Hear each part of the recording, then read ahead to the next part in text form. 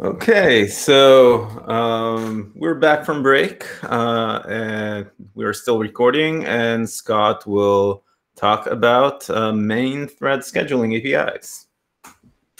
All right, thanks. So what I wanted to do, maybe a little different from the last couple of times I presented this group, is give more of a higher level overview of the space that we're working in, and kind of break it into a few parts, like the APIs that we're currently working on that are available to experiment with, APIs that we where we see the next direction, what we're going to spend our time working on after that, and some things that are a little bit further off. So like I said, I want to keep this a little bit high level, not drill too deep into designy things, but want to also leave plenty of time at the end for discussion on things that people are interested in. Okay. So with that, the first section is the APIs that we've been working on and that are currently available to experiment with. So I've presented this to this group a few times now, scheduler.posttask, and the main gist of it is it's a API that allows developers to do prioritized task scheduling. There's an explainer link there. It enables, and I'll show an example on the next slide, but what it does is it enables coarse-grained coordination by exposing a few semantically meaningful priorities. So we expose user blocking, which is the highest priority, user visible, and background. And the idea is that the browser scheduler can use that to schedule amongst tasks scheduled with post task, and also it can use it as a hint to coordinate between other tasks that it has pending. And a key feature is that the tasks are controllable. So we enable dynamic reprioritization and cancellation based on task controller, which is an extension of the abort controller class. And maybe importantly, like saying here that this is a kernel that we can build on. This is the first pass at it. There's a lot of things that we think we can build onto this, but this is kind of the simplest, smallest thing that we're working on. So very basic API shape for post task is that you queue a task, you queue a callback at a priority, and it gives you a promise that's resolved when the task finishes. So yeah, that's just basic API shape. And going from there, like I said, one of the key features is that you can control these tasks. So maybe the key takeaway here is that you create a task controller object in a similar way that you create an abort controller object that has used in the fetch API and some others, I believe. And that has a signal property, and that signal can be passed to post task when you're scheduling tasks. And that allows you to control a whole group of tasks together en masse. So you can cancel them using abort, just as you would with fetch. And you can also, the thing that we add is being able to change the priority, so that you can change the priority of anything that has that signal associated with it, any tasks. So that's the basis of the kind of the MVP of this. The status of it is that it's currently available in Origin trial. So the API hasn't really changed since I presented this, I think maybe last November. At that point, we worked on getting it ready for Origin trial. We were set back quite a bit with partners with COVID. So we didn't get a lot of meaningful data out of the first round of experimentation. So we just extended it for M86 and M87 in Chrome. So anybody that wants to experiment, please sign up. Available through early 2021. React and Airbnb, two of our close partners, are going to start experimenting with this immediately in a couple different interesting ways. I think React is working on, replacing as much of their scheduler. They built quite, comprehensive scheduler. They're replacing a chunk of it with post tasks. So we're going to see how that performs. And Airbnb is using it, actually using it to break up long tasks. They have a slew of long tasks that happen during loading and other parts in the page when you're interacting with it, and they want to use this to do better task scheduling. So they're really excited to experiment. Just some other notes, tag review we completed.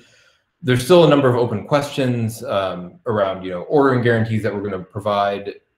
What exactly is needed for, shipping. How much value does just this MVP provide, which we're looking to get in origin trial. So I think for us, the next steps are getting the feedback in origin trial and seeing where we go from there.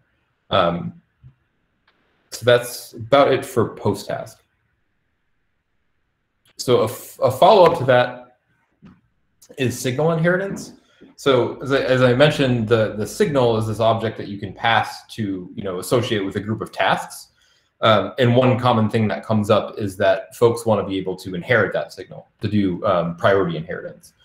A key here is that you can't just inherit the priority, but inheriting the signal allows these subtasks, if you will, to listen for priority changes.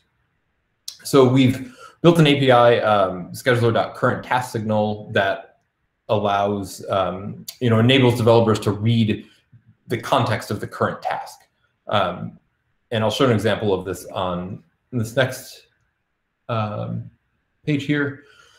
So scheduler has a current task signal. That is the signal that the task was originally scheduled with, and that allows subtasks to be scheduled using that same information. So it automatically will inherit the context, which consists of both the priority and the cancellation part of it.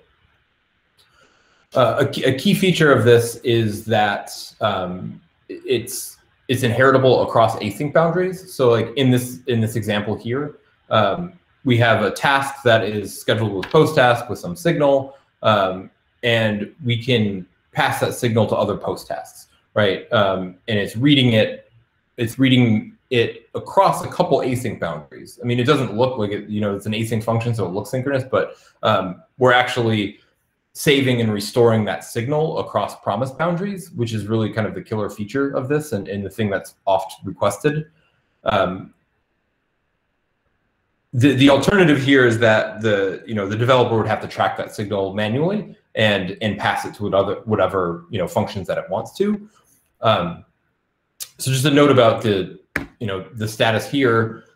There is some risk involved. This is something that I think Facebook with React folks really, really wanted at first, but they've implemented their own version of this, and they found that in practice this can be quite difficult to get right. So this is something that we're keeping an eye out for. So, for example, you run into this problem of viral propagation, where you inherit the context of some task, but then everything ends up, sooner or later, everything on the page ends up being prioritized to the highest level, which is not exactly what they intended, right? Like if they're inheriting the context from some high priority update, you run into a problem where priorities essentially become meaningless because you've gone way too far with inheritance. So we are keeping that in mind. I think for us, for status, like we've built this, there's an explainer for it. It's in the post-task origin trial. But it's unclear if we'll pursue shipping this or maybe changing the API shape.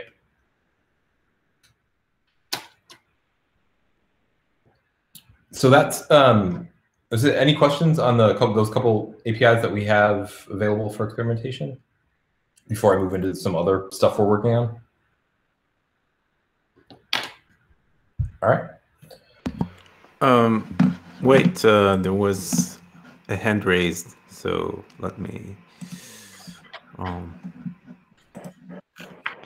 Subrata. Yeah, I have a quick question, Scott. So how is starvation handled in this case? Like, do you see a priority order that developers should be using? And if there is a strict priority order, then do you feel that lower priority tasks can be starved? Yeah, so that's a great question, and it's something that obviously with priorities we are very concerned about. There's this trade-off between like giving developers strict guarantees and giving the browser more control to do things like that. So first of all, starvation is only a possibility within the post-task API, not necessarily as much. Like the browser has control to order post-task tasks and non-post-task tasks any way that it wants to. So starvation is fairly isolated just to post-task. And now, yes, there is a risk. The way that we're doing this at first is our first pass at it is strict priority order from the highest bucket to the lowest bucket.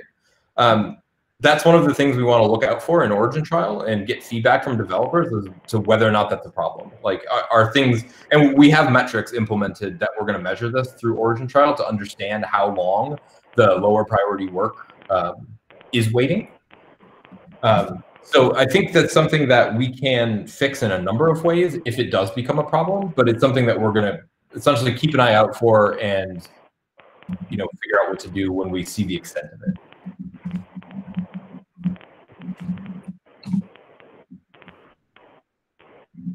Does that make sense? Yeah, thanks. Yep, that makes sense. Okay, great.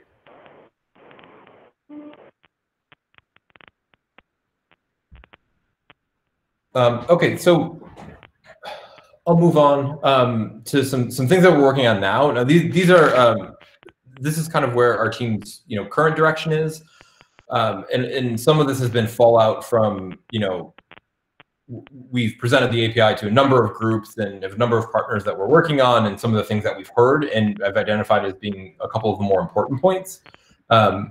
So probably the key amongst them is yielding and long tasks. And I know this has come up with this group. I've presented a previous proposal on this topic. It's come up in the context of is input pending.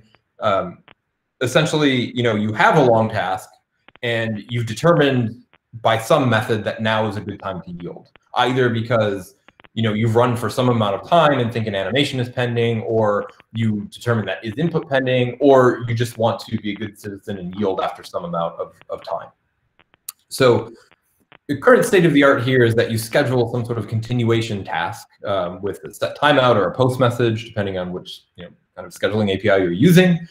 And the problem here is that you may give up your place in line.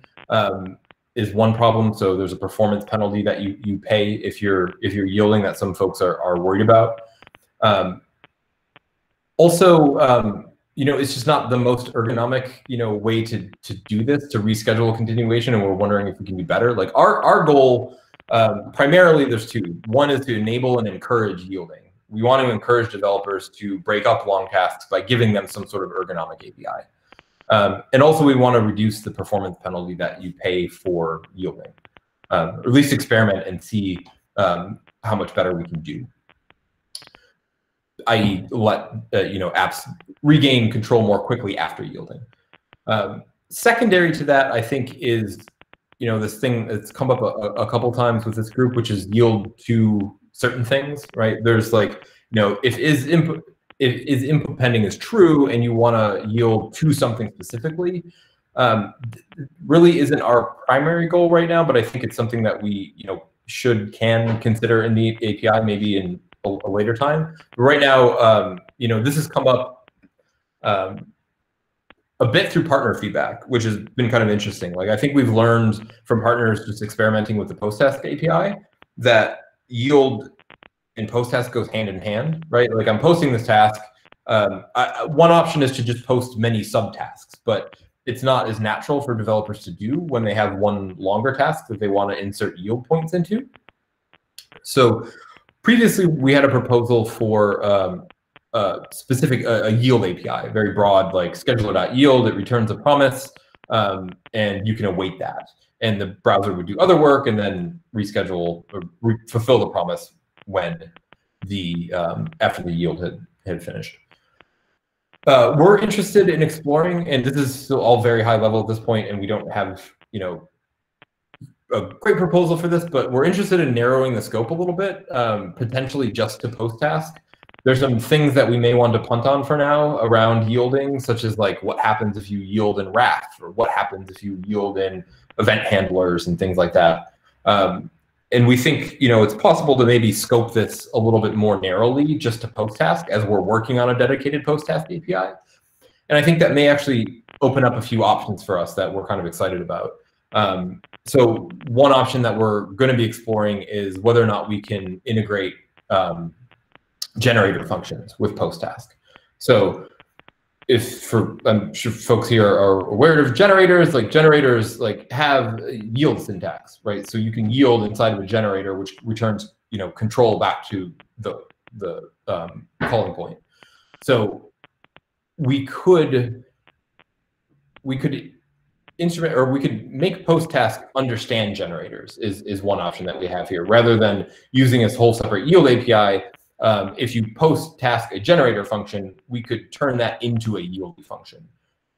So actually be really curious if folks have, immediate reactions to that. It's something that we're, kind of excited about trying out at least, and at least exploring the options.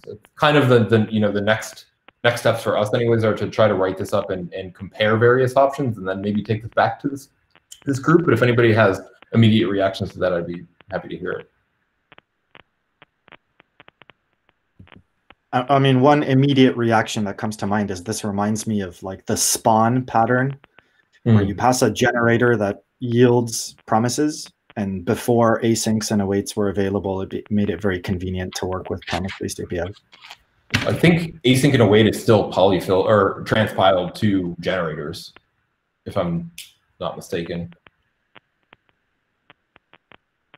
Yeah, we're kind of inverting things a bit, which is like maybe the odd thing here, where the browser becomes the client of this function. But it also kind of works. And I mean, you could imagine even extending this to the, like, I want to yield for specific things by yield returning, if you yield an object that has information, that's how you could communicate back to the browser. I think the exciting part for us is just how easy it is to, insert yield points. We could work with both async and sync code, which also is a nice advantage. But I don't know. I think we need to understand maybe all of the trade-offs a little bit better. But it's something that I think could work, and it does make, it lends itself nicely to post task, I think.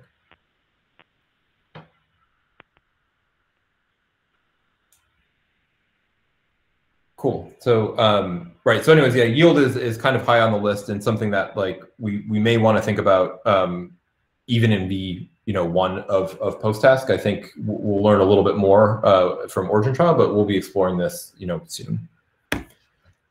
The next thing that we're working on kind of immediately is app-specific priorities. So I had mentioned that post task supports very granular, semantically meaningful priorities that helps the browser, I think, more than anything, be able to use these. So a common problem and a frequently asked question is we have a lot of partners, a lot of folks that develop their own schedulers, and there's a varying degree of priorities. Like, so one may have 5 priorities, another may have 11 priorities, like all over the place. Like, and a lot of times this is a generalized like priority queue implementation that they use. The problem is that different things on the page won't understand that. The browser won't understand all of these different priority systems, which is why we settled on kind of the more semantically meaning, more coarse-grained priorities. But the consequence here is that if developers want to keep this behavior, they need to build queues on top of post task, which makes it a little bit more difficult, I would say, for them to adopt. Like, I think what we're seeing is a strong desire for developers to be able to just hand their tasks and not have to manage them in this way. So we're exploring some options of how we can include this in post task. So one proposal that it's very preliminary stage, just looking for feedback at this point, is by adding an option for like a rank. And this rank is essentially like the order within a priority queue within the broader granular buckets. And this could work, but there's a big challenge is scheduling boundaries, because as I mentioned, different, there will be different ranking systems on the page. And ideally, we'd like to be able to, at the browser's perspective, be able to schedule between them, right? So if you have one, party on the page that has rank from 0 to 10 and another that has 0 to 30, we may want to alternate between them in some sort of way, within the highest priority down to the lowest priority. So it's a challenge here that we're still kind of working out details on how we would accomplish that. But another area that we think developers have definitely expressed interest in us trying to provide some sort of integration with post task. So it's unclear to me how you would reconcile multiple ranking systems from different parties, will you just put them all in a single queue based on the same rank, or will you have some ways for the different parties to define their rank systems and then somehow normalize based on that? I mean, that could be an option. Like, I think originally my thought was that a signal, if you provide a task signal, that indicates that the priority can change, right? So if the priority can change independent of other tasks, then you've kind of created some sort of boundary. But it's just not clear that developers, if that will work for them. And we're kind of working with partners right now to understand what ordering guarantees they want, right? From the browser's perspective, I think implementers want freedom. Like, we would like to be able to schedule between things and not rely on ordering guarantees that if we change scheduling just a little bit are going to break everything. Another option that I've been kind of just brainstorming is, like, you could imagine some sort of abstraction like a scheduling domain where, let's say you have a page that has React scheduler on it, and React creates its own scheduling domain. And within that domain, things are ordered very specifically with regard to rank, right? And then you pass the domain to post task, let's say, something like that. I think something like that would work. It's just a matter of, is it ergonomic? Is that what we want to do? But I think from our perspective, we need some sort of isolation in order to make something like this work, which we're learning. And I think an advantage of thinking about this now is that we don't, with post task v1, like, what ordering guarantees do we provide there? And is that going to hurt us down the line? So this is one reason that we're thinking about this kind of in conjunction.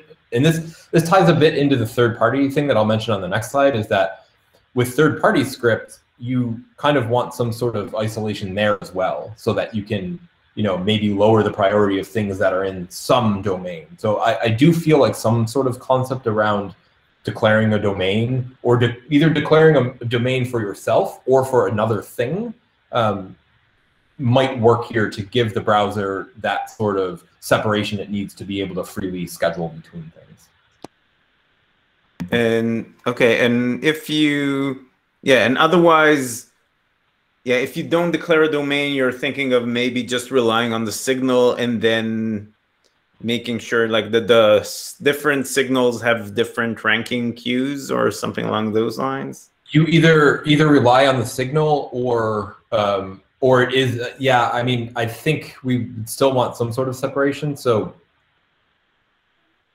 I mean, you could imagine there's a default domain, right? And for apps that don't need to worry about this, for simple use cases, then they don't have to declare a domain. It's just when multiple things start using it with different ranking systems that are the problem. Yeah. So I think there's a little bit of a, how worried would we be about that problem if we did let the default rank have, these guarantees? Or sorry, the default, like, domain, just no domain, and we implement rank. Like, how bad will that be without having, like, some sort of separation, some sort of domain thing? Ideally, since post task returns a promise, right? Like, if you have work that is dependent on that work finishing, you could just schedule the task when the promise resolves, which is one way to say, like, okay, we're not going to give you any ordering guarantees, and you need to just rely on the promise. Yeah. I think, at least this quarter with, I've shared this with some partners that are interested in this type of thing and trying to get some feedback. And this is where the ordering question even kind of came up. And I think maybe soliciting some things around expectations from developers would be a good, next step here.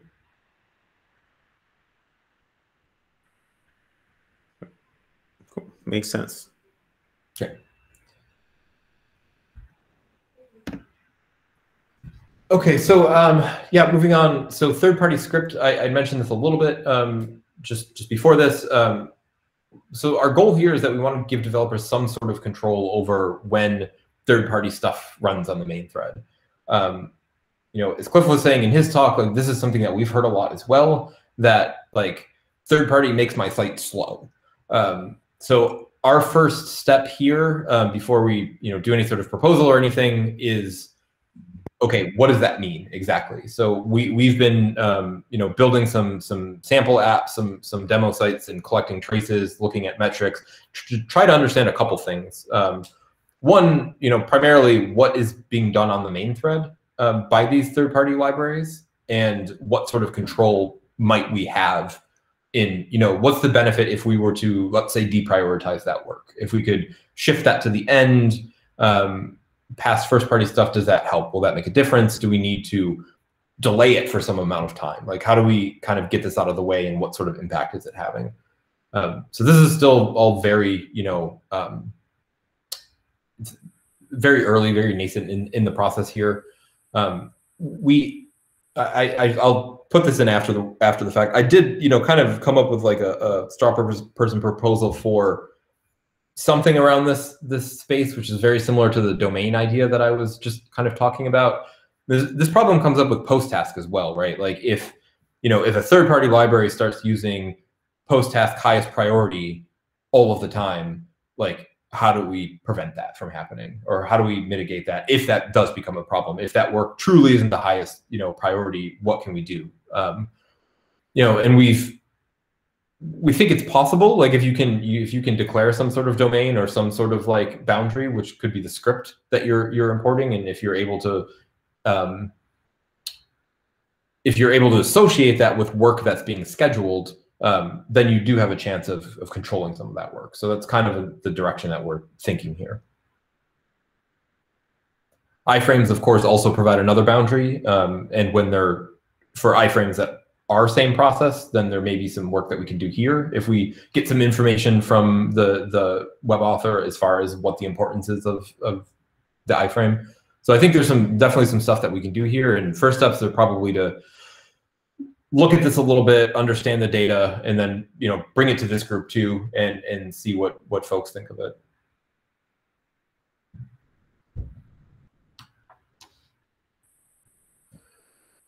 So I think those few things are like the immediate next directions that we're kind of already involved in, as I mentioned, at various early steps in each of those.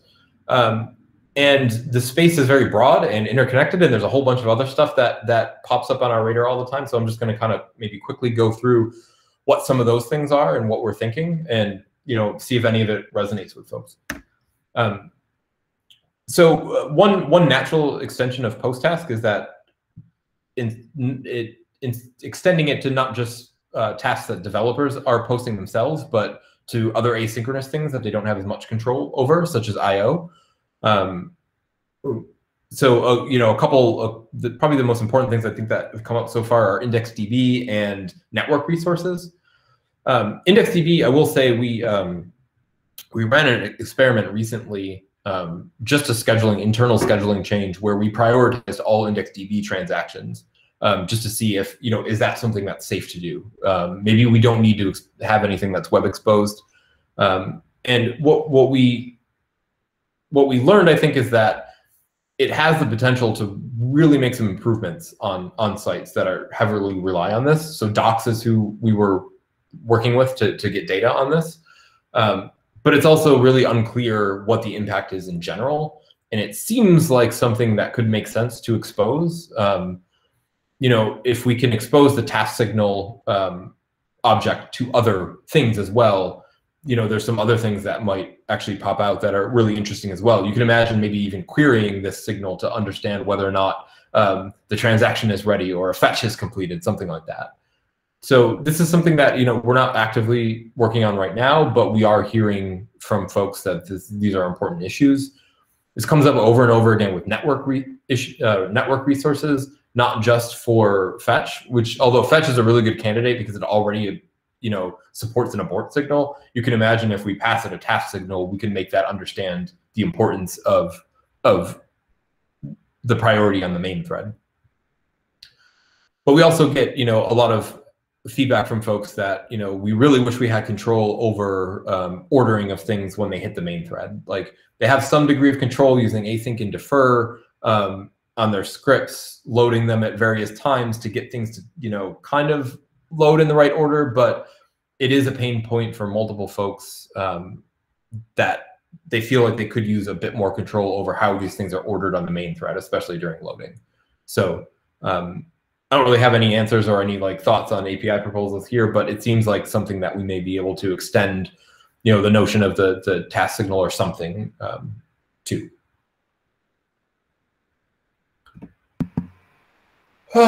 Okay, and then kind of quickly, just a bunch of miscellaneous things that we've heard and that are on our radar for this space as well.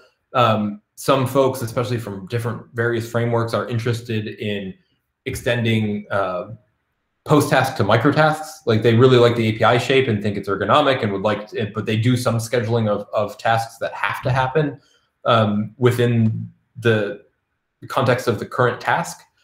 So there's demand for that.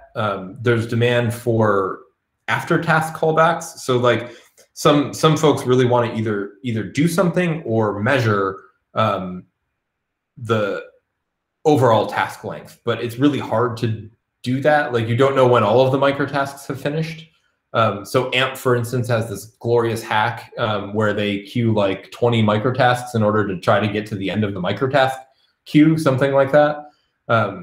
So there could be, you know, a nice ergonomic way to do a callback after the full task is completed. Something else that's bubbled up, async task graph tracking. So a task can, you know, it kind of gets down to the notion of like, what is a task? And a task may spawn multiple async things.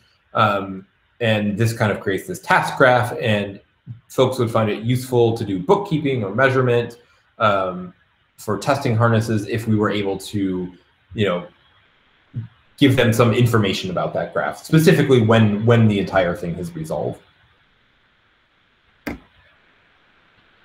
And then finally, post-task and rendering. This, I think, maybe touches a little bit on Michael's talk earlier when we were talking about you know, animations and drop frames. From the browser's perspective, we don't always know, like when there is contention, how important rendering should be. You know, and I think there's a question. GNOME had taken a look at the API in context of Excel Online and provided some feedback that, like, you know, yeah, it would be maybe really great to have some control over how many of these tasks run in between frames. Right now, we're still just leaving it in V1. We're just leaving it up to the UA to decide that, but maybe providing some sort of hint as to how important an animation or a frame is compared to other work in times of contention may be useful. So we haven't really thought far through this, but just something that's on our radar. So yeah, we also talked about instead of how many tasks, which could be vague, more of a time budget, right? Right. Right, so, like a time. Yeah, like after a certain time has passed, and that's a signal a very specific app could provide. The schedule would yield to whatever needs to happen on the rendering process. And that would avoid, I guess, response input delay and animation smoothness interruptions, especially if people are actually optimizing their app by splitting all their long tasks to short tasks.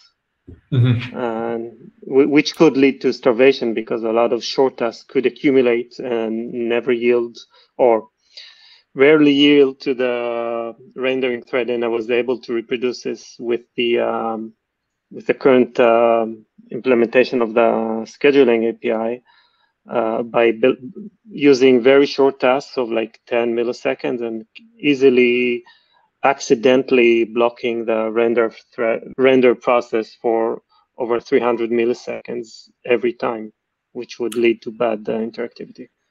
We've made some changes in Chrome since then. Like we've capped the delay that any tasks should starve rendering to about 100 milliseconds, but that's still only a lower bound on frame rate. I think maybe the way that Chromium chooses to run the rendering steps are different than other browsers. I see differences across all browsers when we've done testing on this. So having input, I think, from developers, at least from our perspective, would be helpful. Like we're always managing this trade-off between, in times where things are really contentious, if you're rendering too frequently, then you can slow down you increase the latency of whatever is trying to happen. Rendering can get more rendering, which slows down the entire duration of whatever the thing is. So having some sort of inputs here, I think, from our perspective, could be useful.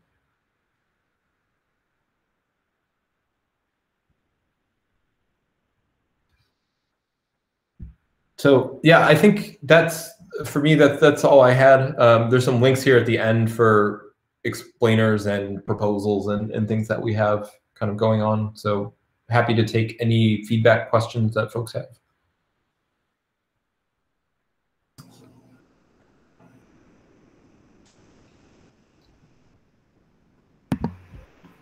Yeah, Cliff. This is me raising my hand, so I don't have the option in Google here. Just really quickly on the third-party prioritization stuff, did you say there was a proposal that you had, or that still is in pre-proposal state?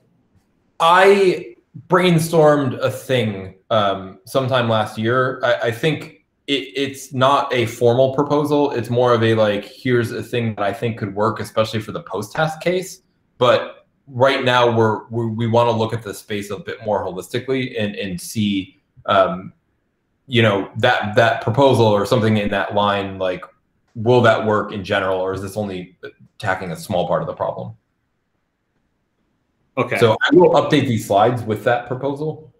Yeah, I'd love to see it. I think it's a fantastic idea. I think there's also, of course, 1,000 holes that people are going to shoot through anything that you put out there. But I think there's a lot of the question around prioritization, and is it conditional? Is it something, knowing the domains is going to be a really big challenge for developers when there's so many different third-party domains that may enter into a page that they're not even aware of. Integrating with, existing, things like WordPress that would need to do some of that for you gets to be really challenging as well. Yeah. Cliff, we realized that we needed to have more data about what these third-party plugins were doing anyway. So we took 10 popular third-party plugins and have stuck them in a WordPress instance. And we're basically running through and being like, what all are you doing? Okay, what are you doing during load? What are you doing after load? How are you sort of scheduling it now? I mean, no API for that, but how is the third-party plugin getting it done in order to basically make sure that our, first gut approach or whatever one we come up with after is tied to how it's currently being done. Cool. Yeah, just one thing to bear in mind there is obviously from a security perspective, not everything can be exposed, even plain URLs. We will need some sort of an opt-in from the third parties to expose some of the information about what they are doing and what they're loading, especially when we're talking about frames. Mm-hmm.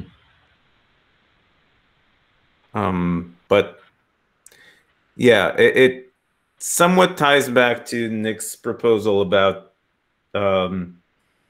third-party frames reporting on themselves to their parents. So opting in. Yeah, opting in to that kind of reporting, to that kind of, I guess that control is different than reporting. And yeah, they're controlling the third parties is potentially easier than saying what those third parties are. I did go ahead and link the early proposal I had there. I mean, the idea here was essentially that developers could say they're loading a script and say this thing is not that important, right?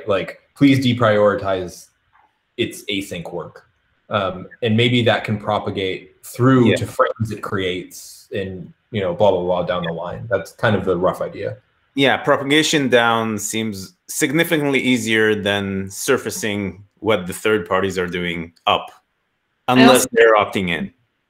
Yeah, I also think surfacing what third parties are doing upward would just put application authors in the same bad position they are, where they're having to manage the behavior of something that's mostly out of their control. So I'm not sure surfacing that information would actually lead to faster web. It would for applications that have a perf team, but that is unfortunately a smaller set of applications.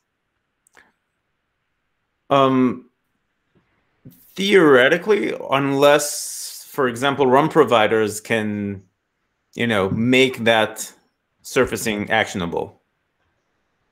Yeah, as a RUM provider, there's a big request from our customers to get insights into what's causing the pain. And we would have the opportunity to try to do those sorts of jump through those hoops and figure out, who to attribute work towards. Yeah. And you could imagine that being incredibly useful for then if there is some sort of API where they can do some sort of control, like now it is actionable in a way that it wasn't before. Yeah, absolutely.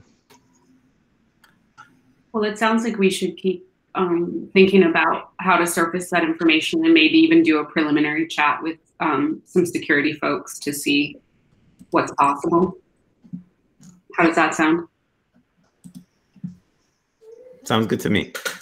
And Nicholas raised in hand, potentially to say that we should move on to the next subject. Well, yeah, I would just want to say that there's also the problem of when the third party injects the script in the main thread, and I think this kind of proposal will just make that much more incentivized, and I don't know if we want to incentivize that kind of behavior from the third party. So I'm not sure if that will solve the, because if the third parties are being punished for running in their own context, then they will try to do so in the mainframe context. So we were interested in deprioritizing things in the mainframe context, including scripts that are injected by the third party. I mean, I think there's still always going to be some sort of workaround, I'm sure, to like escape like whatever little, like you can't really sandbox in the same thread, but for well-meaning actors anyways, this something like this may work. But you're right, we will also need to consider what happens when people do try to avoid this, and do we make the situation worse or not? Yeah, I guess that Nicholas's point is that we shouldn't make that descheduling only possible in the context of frames and not possible in the context of the mainframe, because then all the third parties will just move to the mainframe, and we should encourage them to be on their own. We're more focused on the main thread, mainframe at this point. Like, I think whatever solution we do is first and foremost needs to work there. The frame already gives us a nice boundary, so like that's an easier problem, I think, than the mainframe. So this is kind of where we're focused on right now, because the contention that we're mostly worried about is, yeah, what's happening on the main thread in the mainframe that's competing with like 1P code or framework code that shouldn't be. Okay. Example, Google Analytics doing set timeouts for all of their things, and those things, coming at inopportune times. Yeah, makes sense.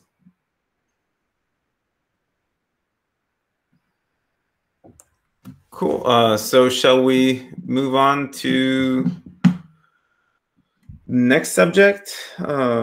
Since we only have 20-something minutes to cover that. So, or unless folks can stick around for a few minutes after.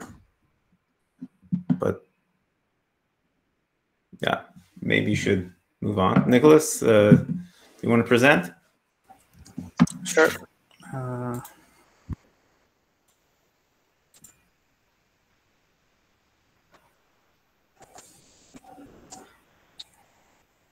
All right, so I will reintroduce myself. I'm Nicholas. I work on the Chrome team on speed metrics and in particular web performance APIs.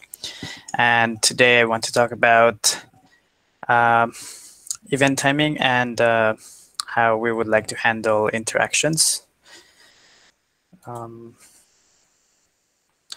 So the current status of responsiveness in Core Web Vitals, as Cliff mentioned earlier, is first input delay, which is just for the first input.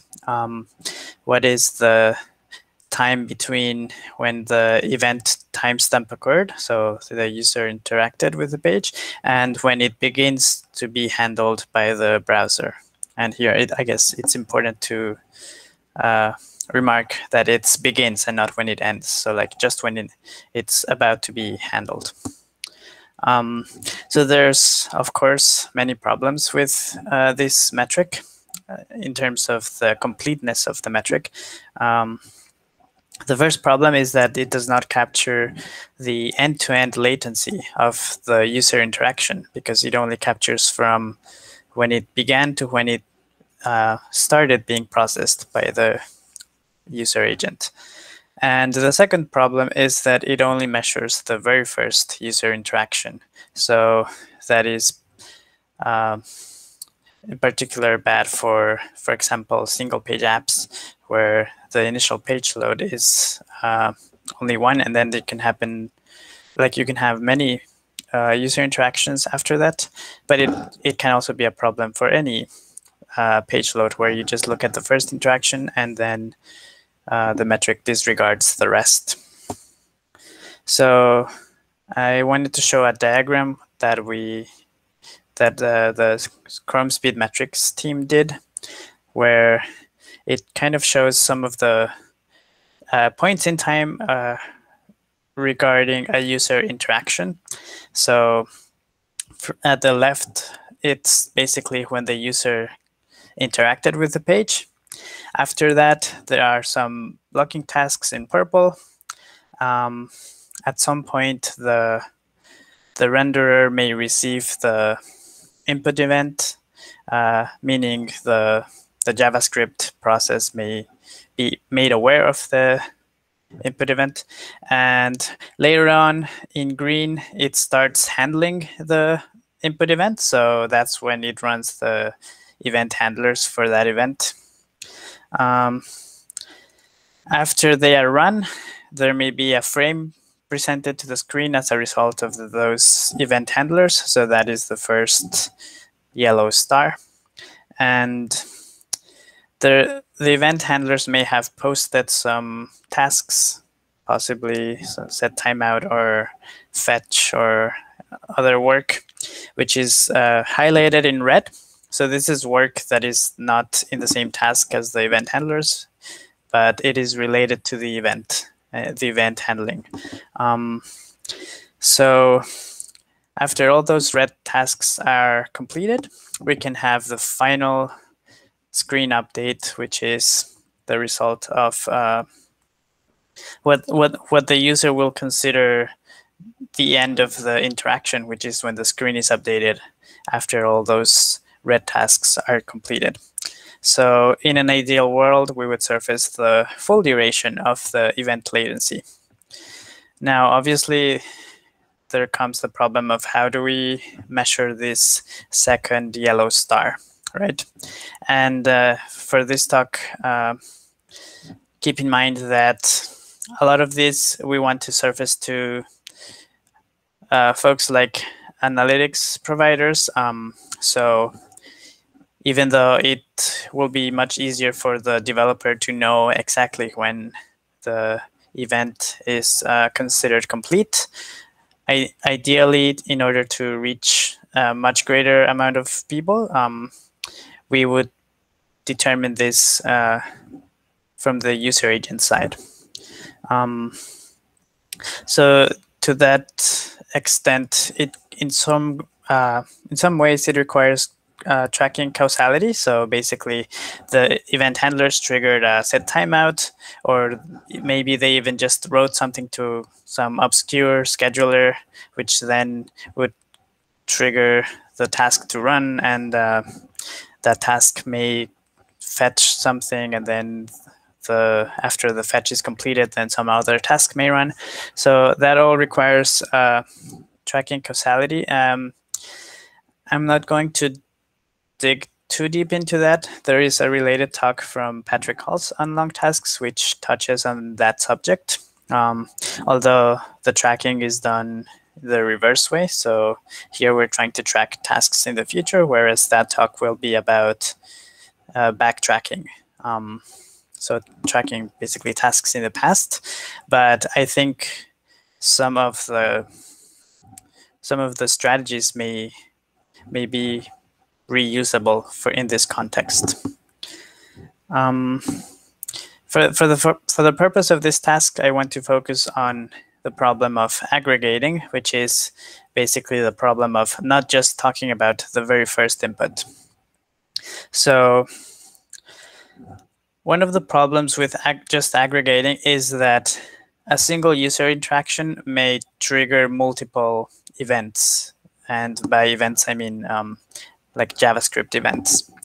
So as an example, when the user taps on the phone, it will trigger pointer down, touch start, pointer up, touch end, mouse down, mouse up, and finally click. So if we just focus on events that are important, and then we just say take something like the average, then we will be basically overcounting taps as compared to something else. For example, key down, which there's basically just key down. So this is the problem that we're trying to solve. At the same time, we also want to enable developers to keep track of per event metrics, such as duration of the event handlers and event queuing times, which is like first input delay. But we want to enable developers to be able to track metrics about user interactions themselves. So for example, end-to-end latency. And here we could just consider the first yellow star, just for the purpose of the talk, since we're not going to talk about heuristics for tracking the rest. So this will basically be the paint after event handlers run. But we want it for the full user interaction. So what does that even mean? What I would propose to enable tracking this is adding an interaction ID or something along those lines to the current performance event timing entry. Basically, this will enable developers to know when there are multiple entries corresponding to the same user interaction. So for example, one pointer down and one click that are really the same user tap. In that case, their interaction ID would just be the same integer. This is a very early stage, so I don't know if there's a better interaction ID or something that I'm not aware of, but that is what I have so far. So let's consider an example here. This is an example of a user tab. You can tell by the quality of the diagram, this I made myself compared to the other one. So here you have the various JavaScript events, pointer down, and so on. And they have different timestamps, even though it's the same user interaction. For instance, because the pointer up occurs later. And I think the click receives that timestamp. I'm not sure if it's guaranteed, but and then we have, assuming they all have handlers, we have like some handling durations, which is captured by the time between the green and the blue. And of course, they are handled at different points in time. And there is also a next paint after the event handlers have run, which aims to capture, this is the update for the event. Although, as I said, it's not perfect for the reasons I mentioned before. So ideally, the interaction will be from the timestamp of the pointer down to the latest next paint, which in this case would be the one for the click event. So how would you track this using event timing as well as the interaction ID? Well, you would have a map of processed interactions, and in the observer callback, you go over the entries. And if you've already processed that interaction, then you just skip it. I should note this is potentially a problem if you receive entries for the same interaction in different callbacks. So something to keep in mind. This is a little simplistic. But assuming you haven't processed it, then you mark it as processed, and then you go over the entries that have that interaction ID. So that is the method process interaction. What it will do is get the entries with that interaction ID and compute the maximum duration among those entries, which will give you the latest timestamp that you can get for, at least from the event timing entries, for the latest pain caused by the interaction. And then you could send the interaction duration to the analytics provider. So that is one way to do it. Some alternatives considered. One would be another interactions API, but this would require yet another API, and we feel like ideally we'd like to have only one for capturing events / interactions instead of having too many APIs. And another alternative would be to polyfill on top of event timing by trying to use a heuristic to determine which events are close enough in terms of their event timestamp. But obviously that can be flawed because, for instance, if the pointer down is the one that is slow, then your pointer up might occur way later. And so the heuristic will basically be hard to get right. So we think it's important to enable developers to accurately know which are the events that correspond to the same interaction. And that is it. So as I mentioned, this is basically pretty early stages. Like I just thought about it recently.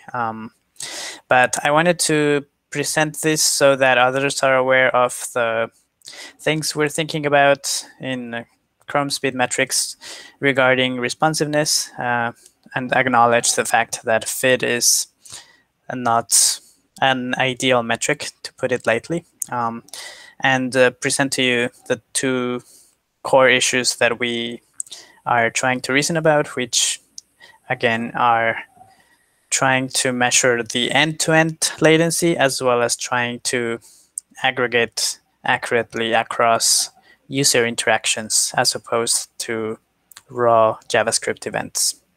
So I will open it up to comments and questions that people may have.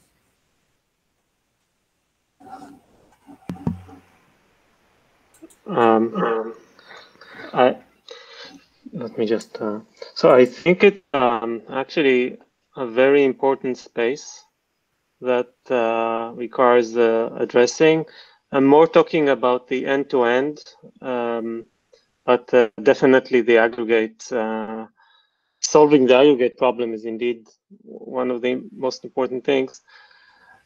What I did try to actually address this exact problem with existing API recently, and I want to hear what you think, if it makes sense, and whether this API would simplify my attempt. And what I tried is to actually use the event timing API to detect when the event occurred, and I did not address the aggregate problem. Just let's assume there is only one event, like click, and to determine the next frame, just combine that with the element pain timing by injecting some image to the element I want to measure on the next frame, and assuming that would give me the overall interaction time. Now, this API seems to provide a solution to that with a single API and also addresses the aggregate. Does this make sense, or I got it wrong? So you mentioned you add an image to in the event handler and then use element timing on top of that. So since the event handler does something, changes something on the DOM, right, or some style or something like that. I want to measure when it appeared to the user. And since element timing supports, at least at the moment, mostly images or image-like elements, I used an image to measure the element paint timing to determine the interaction end. Yeah, so it supports image or text. Right. Regarding that, I wonder how different that is from the duration value that is already available in event timing itself. So for clarity, the first yellow star would be already available.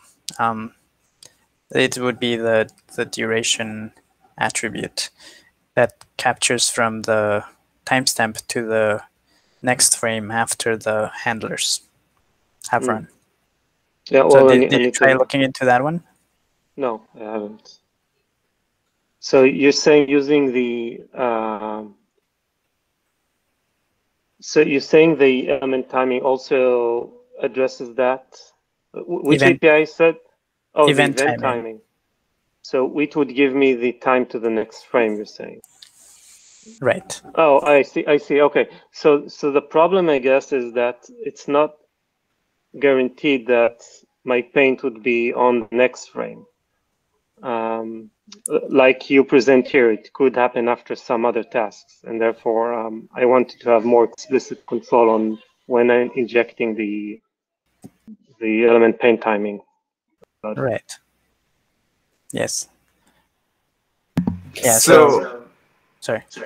No. So I think this, like, knowing what you're describing, I think makes sense in the context of you know, a specific element that you want to measure. This is, at least to my understanding, what element timing is for.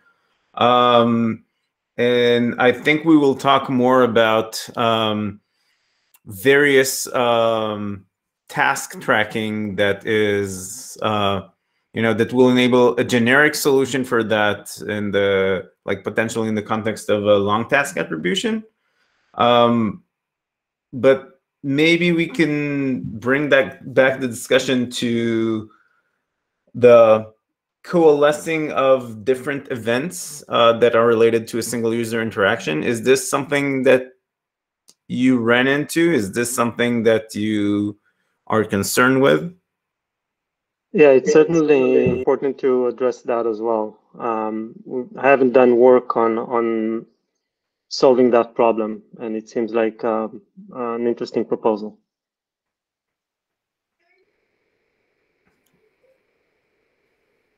And I mean, the example that Nicholas gave in terms of the code to doing the processing seems simple enough, so makes sense. Cool.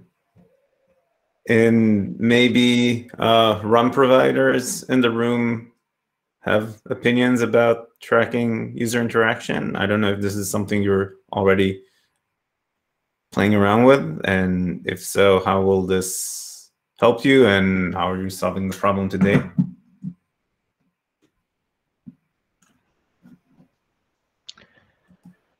For Impulse's interaction tracking, the main thing that we're tracking today is via first input delay and similar polyfill for other browsers. We do see a lot of value in tracking not only the event processing time, but also asynchronous tasks that come from it as well. So like this diagram makes me happy. It's like, this is what we have some customers, especially with single page apps and other things that are highly interactive or highly dynamic, that need to be able to track more things beyond just what a simple initial click is doing, all the background work and everything that's happening as part of it. I agree. From the speaker side on Lux, we're tracking FID as well. I think that the only thing I'd add to that is with attribution, this is really helpful. I think, and I am super excited to see it. We started tracking other things with input, like when the user inputs with the page, long after that happens. And we're super excited about it. But to be honest, I don't know that it's really helped our customers do a whole lot. Because applications just vary in terms of when you're going to interact with it and what's sort of driving the interaction, that sort of a thing. So I'm definitely keen to get more timing around the actual processing and event handling.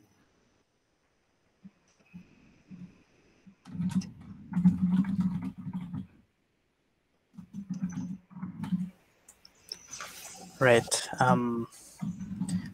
So the event handler duration you can get from event timing, by the way. Right. Oh, Patrick Meenan, did you raise your hand? Yeah, I mean, just a really quick question on the aggregation of the duration and the filtering by event ID or whatever it was. That one. So when you have the staggered events, do we want the start of the earliest event and the render of the latest event? Or, I mean, maybe my JavaScript's not good enough, but it feels like this is actually just getting the longest duration and it's not spanning the multiple events. Right. That's a good question. What exactly are we supposed to measure for the user interaction, right? Maybe it's not what I said. Maybe there is something different that is more valuable, but this was just an example of something you could measure. But yeah, I'm open to ideas about what exactly we should be measuring in terms of a single user interaction. Like, how do we properly aggregate all of those events corresponding to the same interaction? And if anyone has any thoughts or great ideas on how to do that, you can always open an issue on the WICG for event timing. I did not link it here, but I will edit the slides to include it after the talk. Yeah, and this is and this will be in addition to event timing, right? Not the separate thing. So yeah, same repo. Right. Patrick, I may have understood your question differently.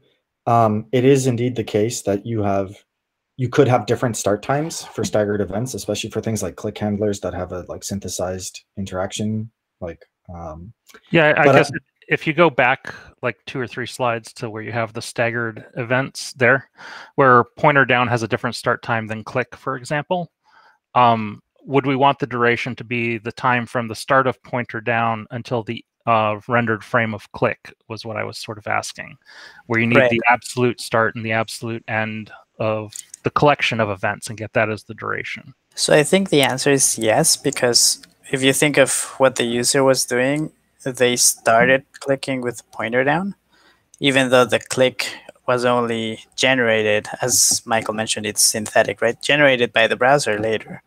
What we really care about is when the user started signaling that it wants to do something until that something is completed, which may or may not be the paint after the click event. And it should be available with what's there now. It's just you need to independently track like the earliest start time and then calculate the end times by start plus duration and take the latest end time and the earliest start and delta them. It's just not a simple one-liner.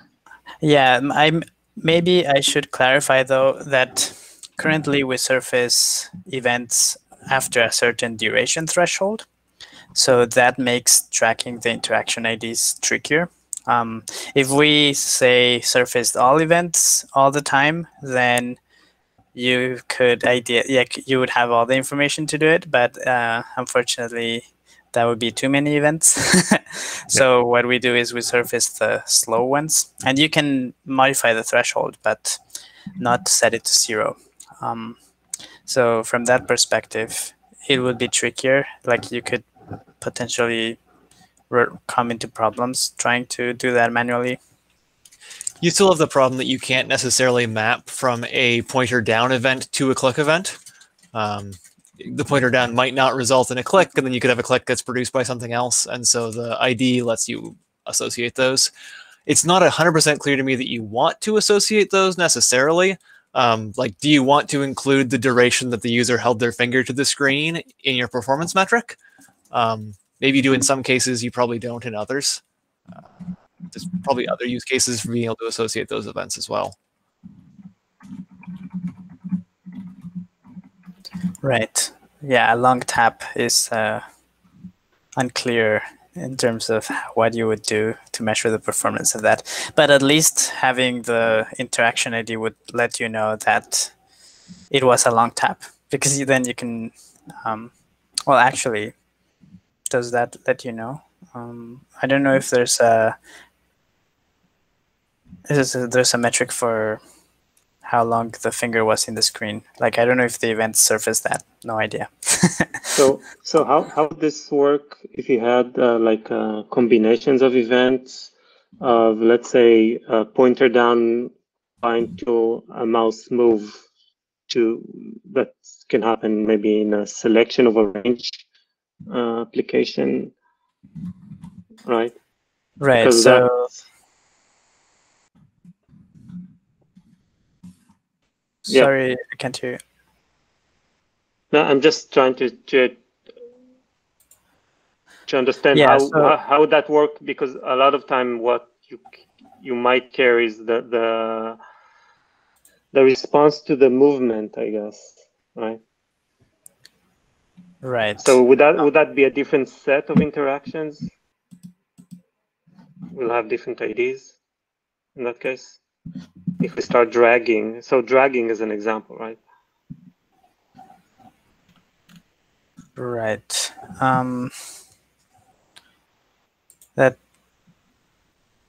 Oh, you're muted. I don't know if you're still. Yeah.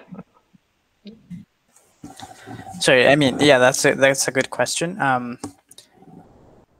We try to surface the discrete events in event timing, but I think it's a good question for things like drag. How would you define the user interaction? And so that is more open. Yeah, I mean, I guess sometimes what you do care about is the pointer up event, not the pointer down, right? But I guess in that case, this API, since you have the interaction ID, it already addresses that, because you could just aggregate the pointer up instead of the and exclude the events you don't care about. Right. So maybe it should be until the finger is lifted. That is when the interaction is considered completed. So a full drag would be a single interaction, but then you would have to reason about how do you measure the performance of that, which is a whole other problem. Yeah.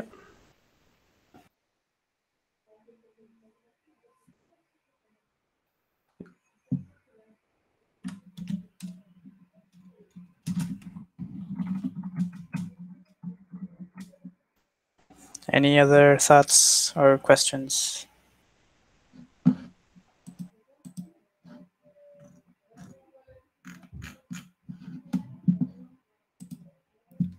Okay. So, yeah, I think we can wrap up. Feedback welcome. Yeah, especially from folks playing around with event timing. If, like, yeah, anyone dealing with metrics, if you haven't played around with event timing, please do and provide feedback on the YCG repo. And yeah, if you're running into those kinds of problems, yeah, feedback would be highly welcome. And with that, I think we wrapped up our first day. And